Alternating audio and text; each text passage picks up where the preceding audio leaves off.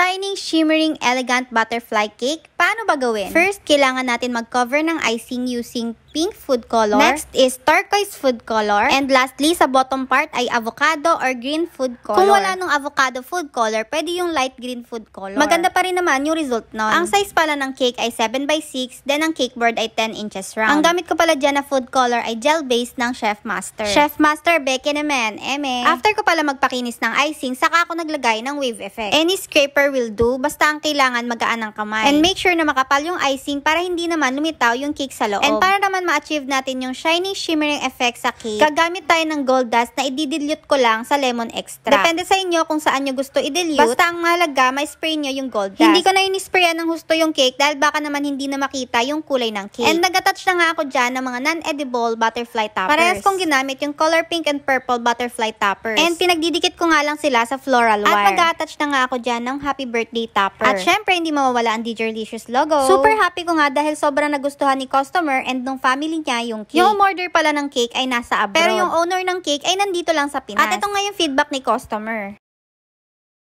O, diba? Nakakakilig and super nakakataba ng heart. Kaya maraming salamat po sa tiwala. Looking forward for our next transaction. Hanggang dito na lang guys. Thank you so much for watching. See you on my next vlog. Babush!